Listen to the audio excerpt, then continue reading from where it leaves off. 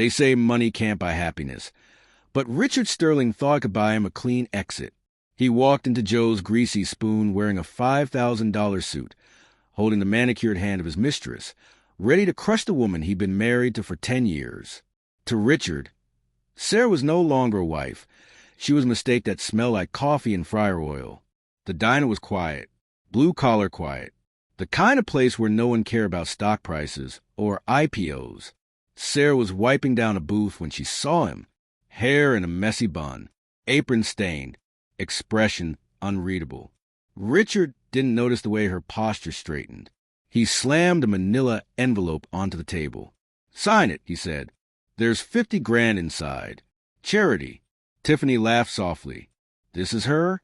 She looks like my maid's mother." Sarah met Richard's eyes. "You look expensive," she said calmly. Richard sneered. "And you look exactly where you belong." He bragged about his company, about the IPO, about how she wasn't entitled to his success. Sarah listened, then quietly signed. She didn't even read it. Richard smiled, victorious. He stood up. "See you in court," Sarah said. Richard laughed. "There is no court." As he walked out, the bell jingled behind him. The moment the door closed, Sarah pulled a burner phone from her apron. "It's done," she said coldly. "Initiate phase 2. Get Arthur Pendleton on the line."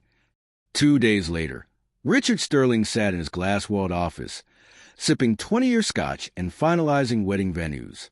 This was his kingdom. Then his assistant buzzed the intercom. "Sir, there's a man here to see you." Before Richard could object, the door opened. "You've been served." A thick stack of legal papers hit his desk. Sarah Sterling versus Richard Sterling. Petition for dissolution and corporate restructuring. Richard laughed until he saw the lawyer's name. Arthur J. Pendleton, the most expensive litigator in the state. Richard's lawyer went silent on the phone. "If Pendleton's involved," he finally said, "this isn't a shakedown. It's war." Richard tried to convince himself Sarah was bluffing. She was a waitress. She had no money. She couldn't afford this. But something felt wrong.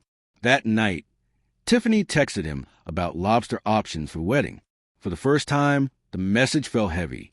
And for the first time in his life, Richard Sterling felt watched. Richard arrived at court with cameras, confidence, and his mistress on his arm. Sarah arrived quietly. She didn't wear a uniform. She wore authority. Arthur Pendleton stood and spoke calmly. "We are not asking for half of Mr. Sterling's assets," he said. "We are asking the court to recognize that Mr. Sterling does not own the company."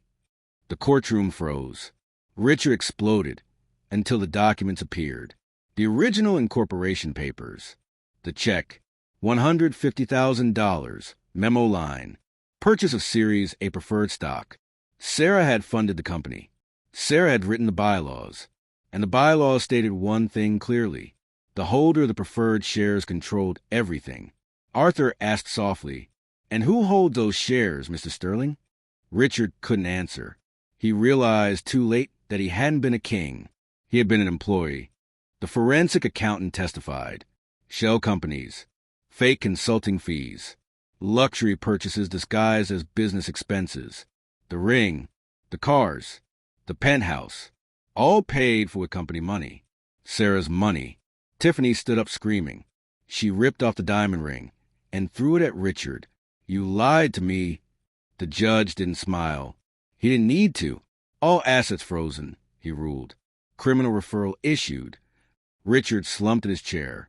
Everything he'd built vanished in under 3 hours. Sarah walked past him without stopping. He called her name. She didn't turn around. 3 days later, Sarah entered Sterling Technologies. The security guard stood at attention. "Mrs. Sterling." She rode the executive elevator to the top floor. Inside, chaos. She stopped it with one sentence. "Shredding stops now." She sat in the CEO chair. The board joined the call. "I'm Sarah Sterling," she said. "As of today, I'm chairwoman and interim CEO." No objections. Across the city, Richard was being turned away from hotels. Cards declined. Friends vanished. Phones stopped ringing. He walked and walked until he reached Joe's greasy spoon. The same bell jingled. The same smell of coffee. Kitchen short a dishwasher, Marge said. $11 an hour. Richard tied on an apron. 3 months later, Richard was clearing tables. Thinner, quieter, real. Sarah sat in the booth, a magazine on the table. Forbes. The silent partner speaks. I'm sorry, Richard said. Sarah nodded.